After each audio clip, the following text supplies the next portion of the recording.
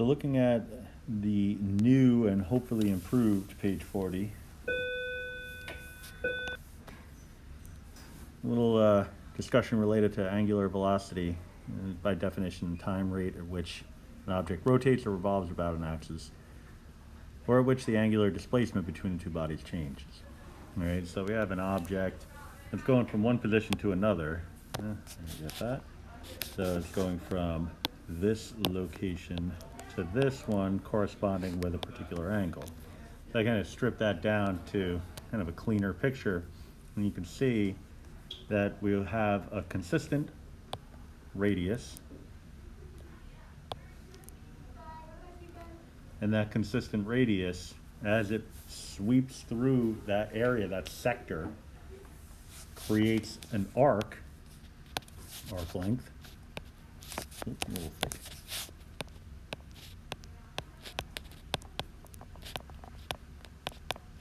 And forms a particular angle theta. Okay? Now there is a relationship between these three variables, and it's way back from pre-calc, but we could even kind of just discover it in this very moment right here. Okay? And that is S equals R theta. Right? Now, all right, so if we were to say that there is some rate of change associated with, we're looking at it on an infinitesimal level, going from, let's say, here to here, we would have that little teensy tiny movement, that little guy right there, we would call that ds. All right. That would also correspond, and I'll be lucky if I'm able to actually draw this without it auto-correcting to a straight line. Oh, I can kind of move it. I'll just move it after the fact. Okay, I wish.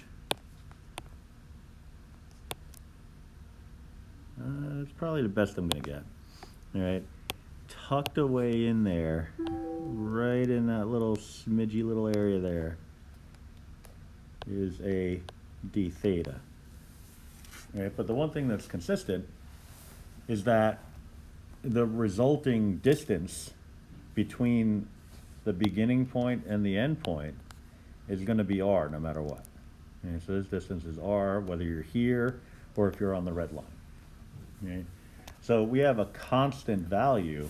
If we're looking at the relationship between the two variables, we can say that ds d theta, regardless of the infinitesimal change in arc length and how it compares to the infinitesimal change in theta, the radius is going to remain the same. Right? So I can let that equal r.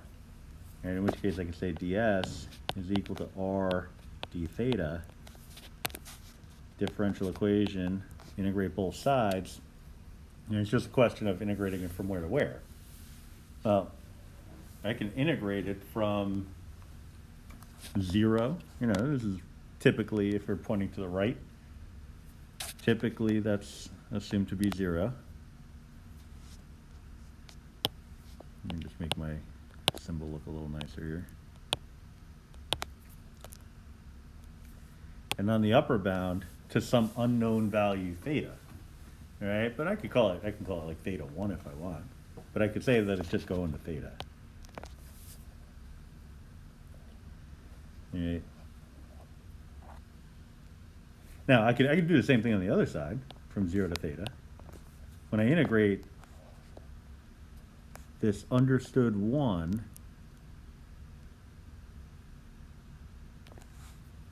that's supposed to be a 1. The integral is going to be s over the interval of theta equals 0 to theta equals theta. All right, so basically it's just s. On the right-hand side, it would be r theta over the interval, over the same interval, so let me just copy-paste. Theta equals 0 to theta equals theta, making my substitution in for theta. On the left-hand side, it's irrelevant. On the right-hand side, it is relevant. S equals r theta. So that's where the rule comes from Whether or not you ever needed to know that is a different story. Or that's one way in which we can arrive at the rule. There's other ways. But that gives us arc length. Now, if we're talking about angular displacement, that's a little bit of a different story. Because in that case, we're talking about the rate of change. Right? The rate of change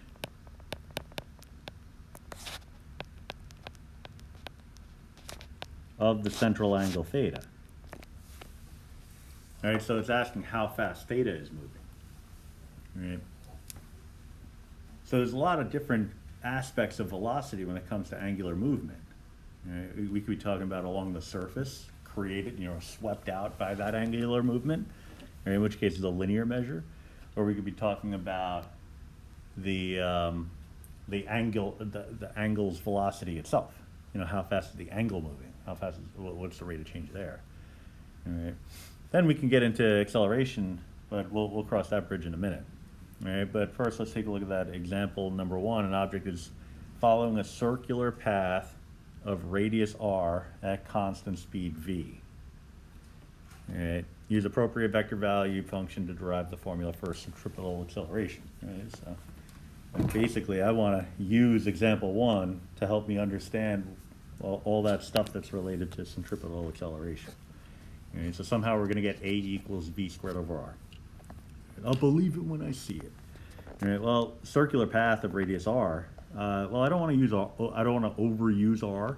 So let me say f of t instead of r of t is equal to, for quality equals. This thing in my way here.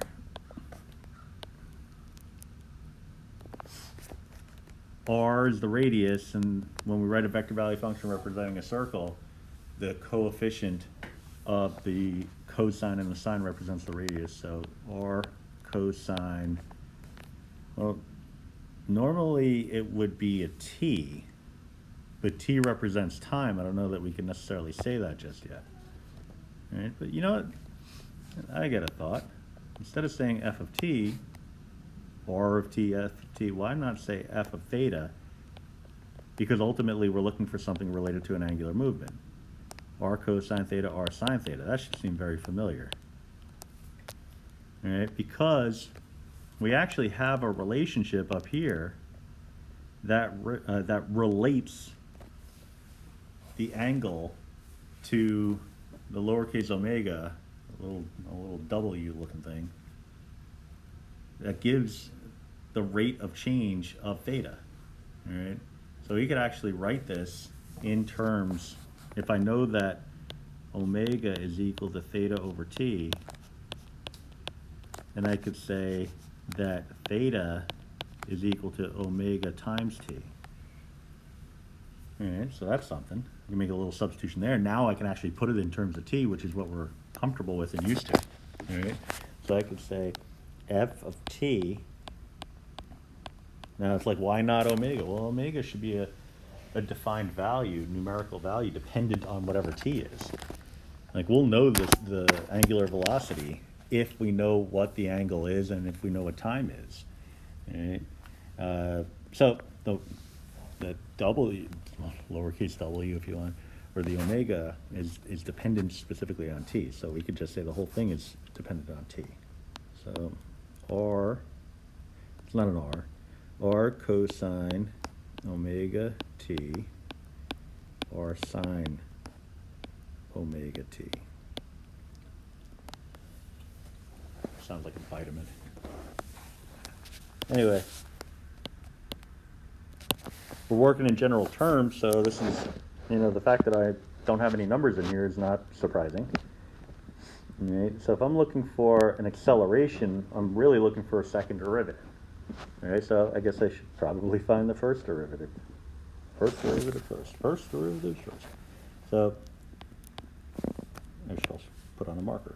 F prime of t is equal to negative r omega sine goes to negative, cosine goes to negative sine. So with a little bit of chain rule here, we get negative rw sine WT. I'm going with W's now because it's just easier to say than omegas.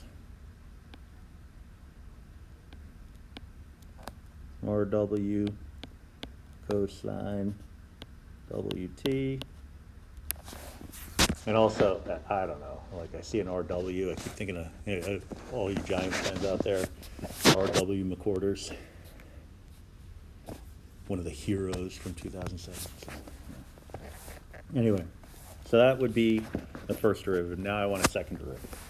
I could actually find the velocity function out of this if I wanted to. Just find the magnitude, because, the original function, the original vector value function represents position, derivative represents velocity, second derivative represents acceleration. So let's get to that. F double prime would be equal to negative R omega squared.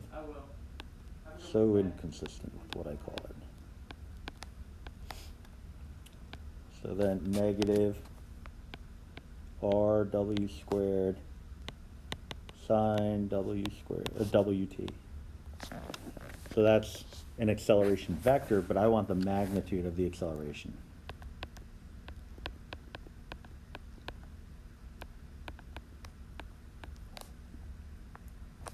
All right, so that magnitude, we've been down this road enough to know that we can factor out the constant multipliers. Right? We could actually even do that in the previous step because there's a common negative RW squared, which would actually leave us with a cosine WT sine WT. Of course, I didn't leave myself enough room, so let me just fix that.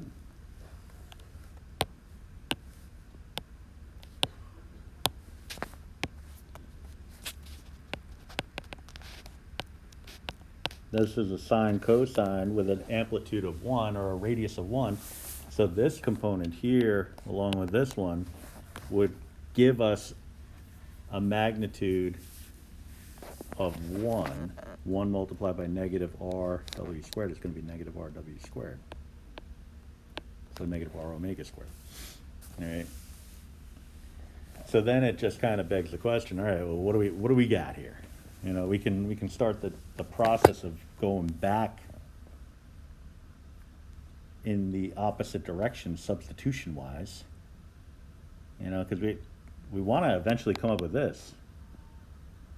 Well, first, I don't see a V in there anywhere. All right, so there's that. I also, I got an R. Hey, that's something. This whole thing is equal to the acceleration. So that's also something. So I have this relation. I'll just kind of put it off on the side here. Do it in a different color. A equal to negative R omega squared. All right, that is not saying the same thing as A equals V squared over R.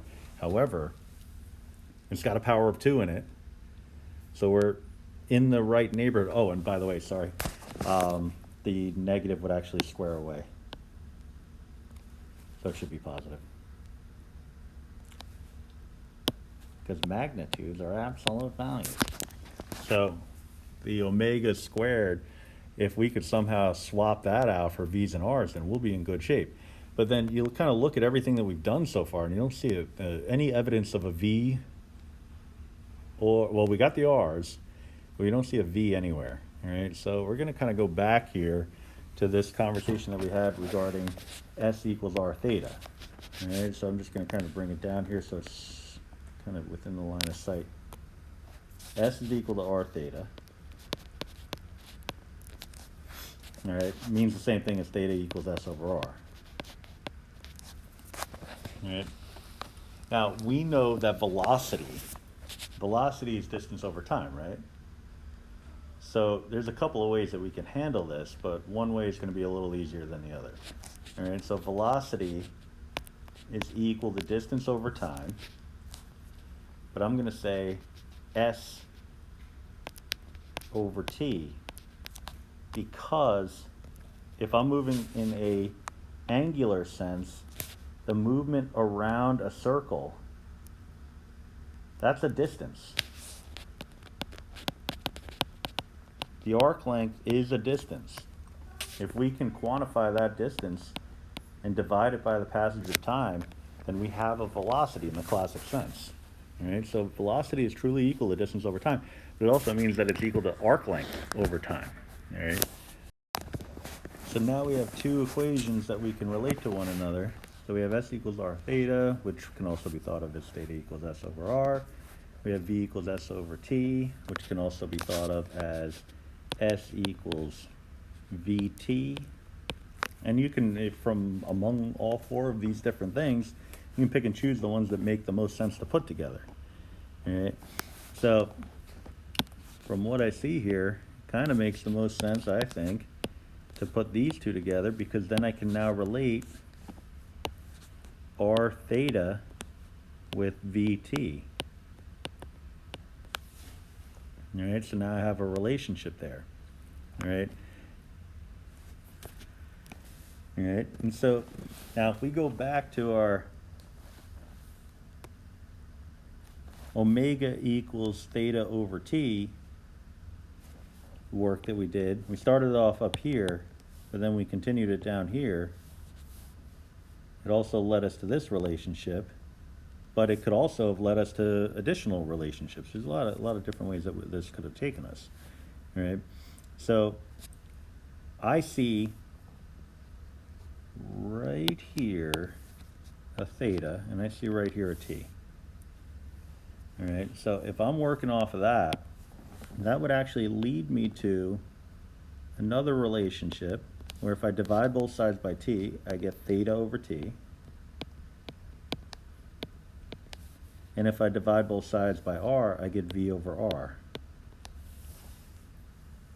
All right, so we know now that theta over t, which is equal to omega, theta over t is equal to omega, and theta over t, which is equal to v over r, is going to tell us that omega is equal to v over r. All right, so now what I can do is a substitution where I can say A is equal to r times v over r. That's not what I wanted. Squared. It's not going to let me do it. I just got to do it the old-fashioned way. Squared, which is going to be A equals r times v squared over r squared. Simplify. And now you have the formula that we're looking for. The droids that we were looking for. I'm just going to resize.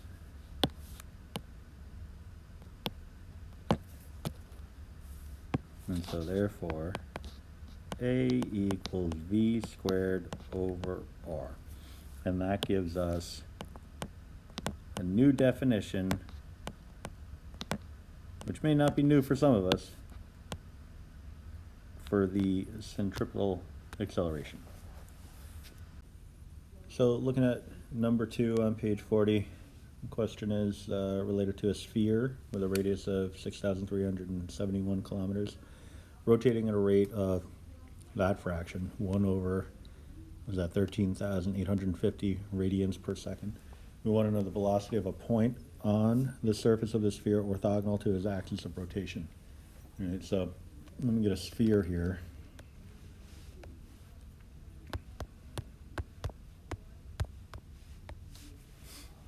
I'm just going to do a generic sphere because I just want the image. So I'll just say x squared plus y squared plus z squared is equal to, I mean, I suppose I could actually do the 6,371 squared, but then, you know, it scales out. It's going to be huge, so it may not even be something that I can display appropriately. So what I'll do instead is I'll just do equals 1.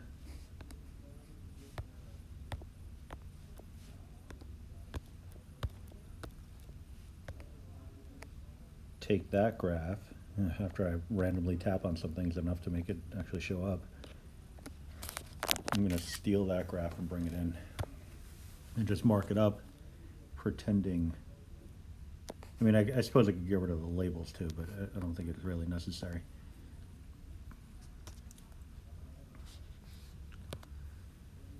Okay, because I could just cross it out or something.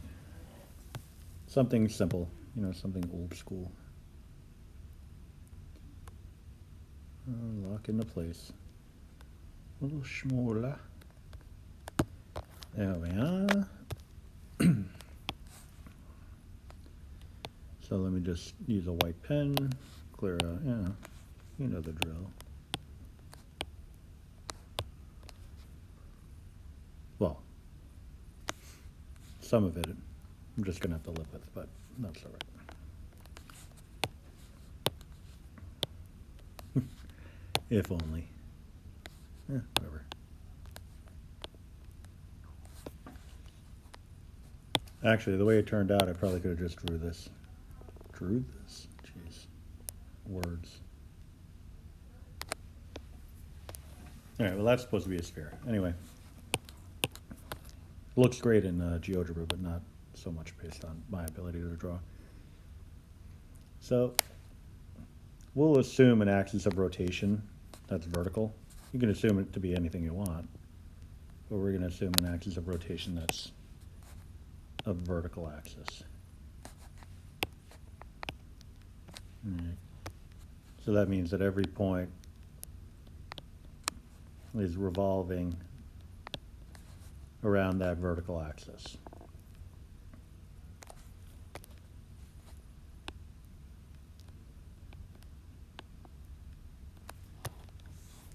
And then, you know, of course, coming back the other side.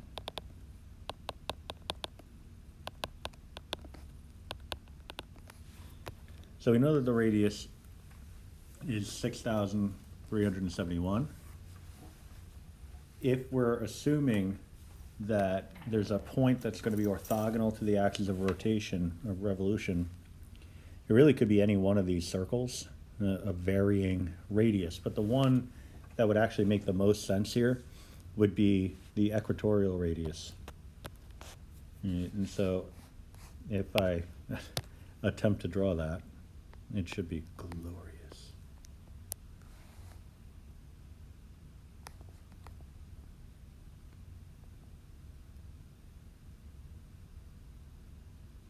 So something along these lines. All right. So that's the one I'm going to focus on.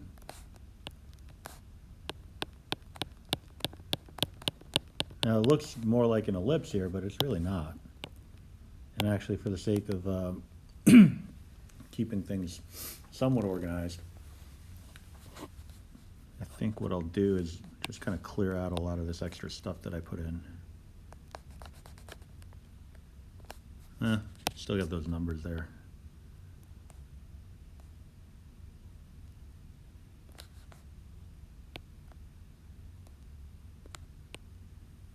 Because that's really all we're interested in now. I mean, you got the idea about the movement, the rotation part, hopefully. So that's what we're going with. All right, so that figure is going to have an equation. If we're working in the xy plane, so on the xy plane,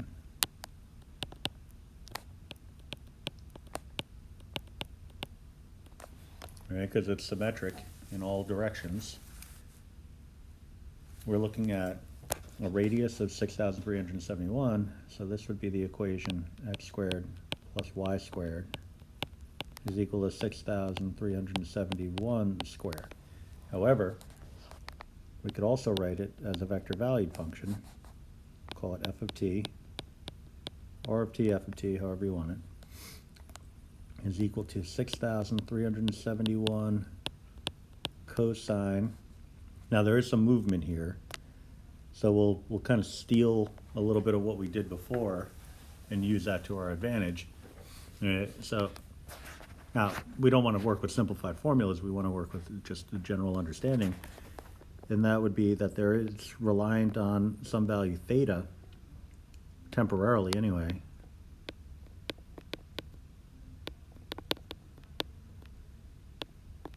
where theta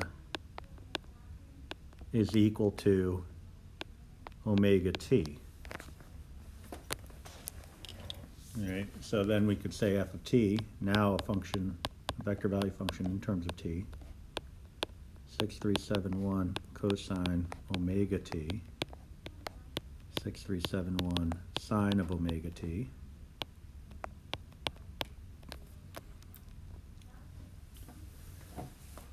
That would be our vector value function. Now it's a question of, okay, well, what is the coefficient? What's the relevant coefficient? Well, we have the rate at which it's rotating as 1/13850 radians per second. So let's just kind of pull that out and look at the units there, specifically the units. Yeah. So, but I'll write the number anyway, but it's the units that are going to draw our attention more closely.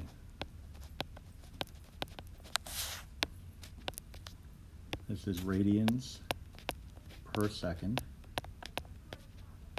That's the measure of theta, and that's the measure of time. All right. So now, if we look at, again, stealing work from our previous solution, right up over here, omega is measured as theta divided by t, theta divided by time. So what we're actually being given here is the value of omega. Right? It's actually just being given as a numerical value. Right? So this actually becomes the coefficient of t. All right, so I can write that in, f of t. It ain't going to be pretty, but we'll get it in there.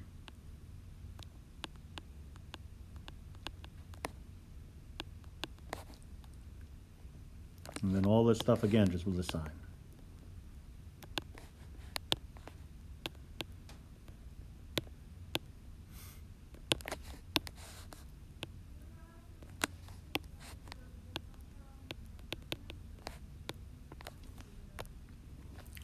All right, we want to know the velocity. So derivative of position is velocity.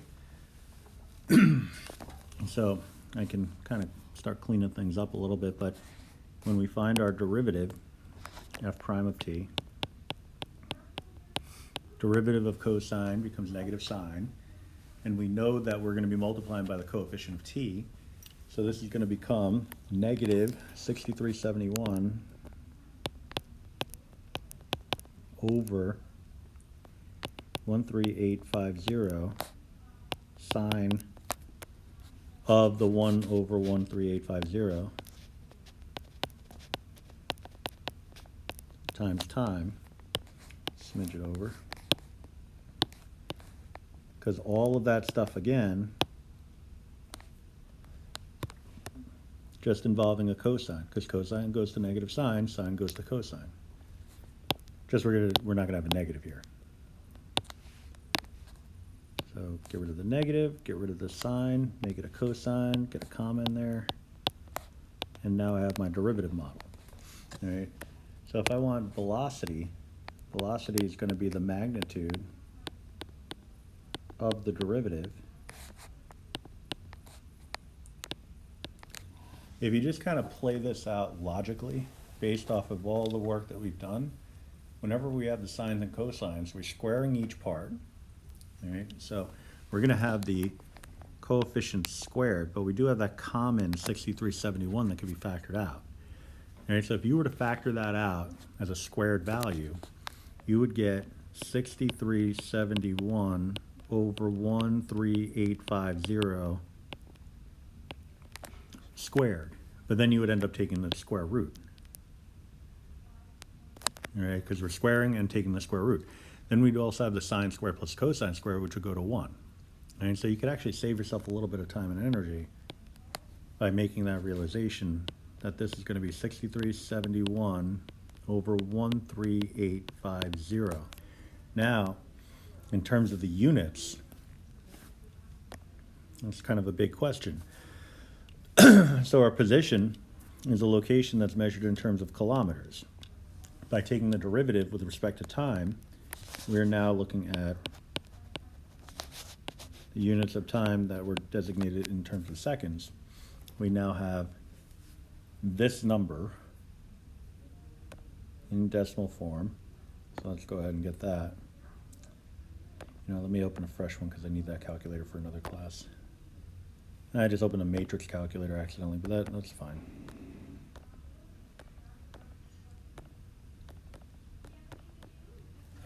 So we get 0.46 kilometers per second. All right, so this sphere has a point along its equator that's moving at a rate of almost half a kilometer every second. So looking at number 3, it's asking for the centripetal force. And so we're relating force and acceleration, F equals ma.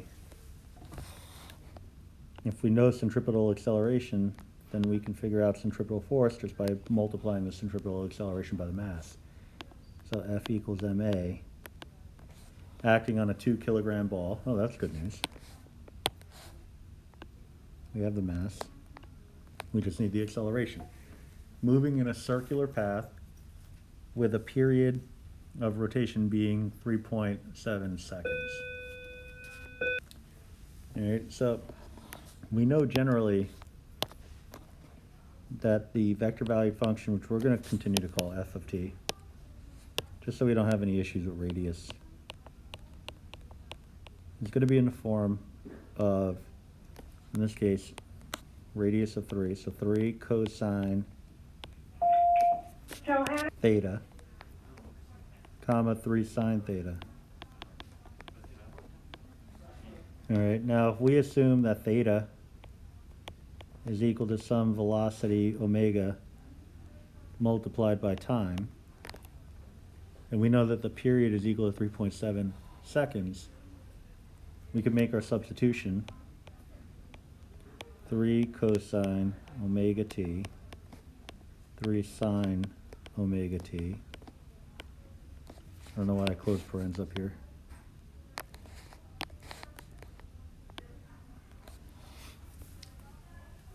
All right, so it's really just a question of, all right, well, what's that omega going to be?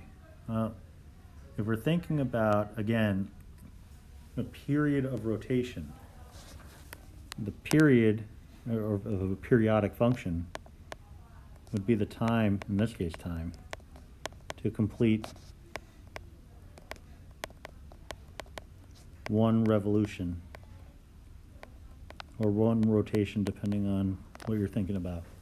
All right, so that sounds like a component of the omega formula. All right, so if we know that omega is equal to theta over time, then omega here would be equal to 2 pi. That would be one full revolution, right? Divided by the amount of time it took to complete that, 3.7. All right, so 2 pi over 3.7.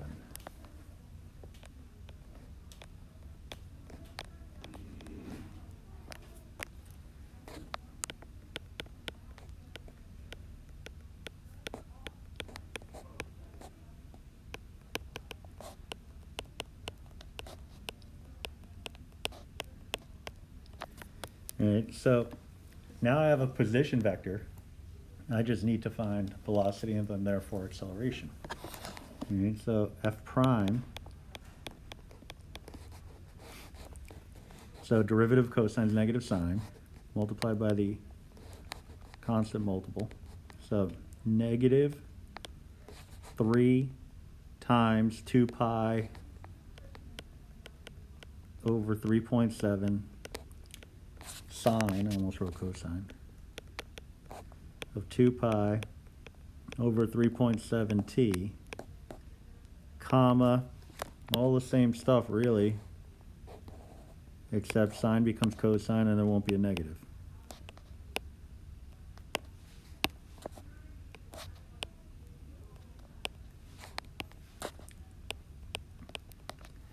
Now, by all means, if you want to simplify, go for it. However, there is a reason why I'm not. I also give bonus points for anybody identifying the total number of interruptions in any video that I make. And I count it as an Easter egg bonus credit.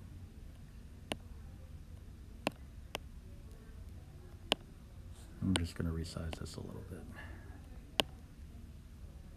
That 40 is always going to be in the way. You know what I could do?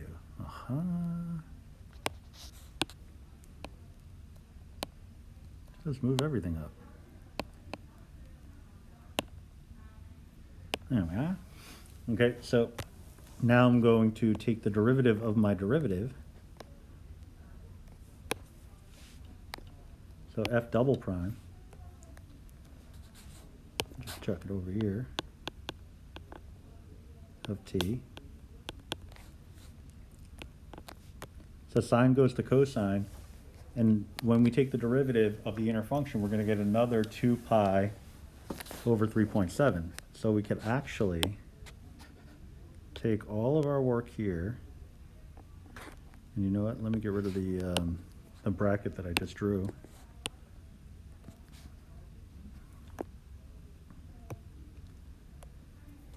Paste this in. Make it purple. And then just start editing, all right? Because, like I said, sine becomes cosine. But now we got an extra pair, well, not pair is not the right word, but we got an extra 2 pi over 3.7 in both cases. Cosine goes to negative sine for the second component.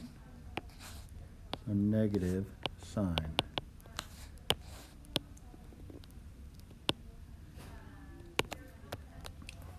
All right, so then if I want my acceleration, that's going to be the magnitude of my second derivative, which based on what we learned in the last example, is really just going to be the coefficient of our trig functions, just dropping any negatives. So 3 times 2 pi over 3.7 as a quantity squared, all right? And so if I want F equals ma, I'm going to take that number and multiply it by 2 kilograms. I'm also going to throw in some units here, because our original problem started off with linear units that were in meters. We took the derivative twice, so that makes it meters per second squared. All right, so what we're looking at is a final answer of 6 times 2 pi over 3.7 squared kilogram meters per second squared.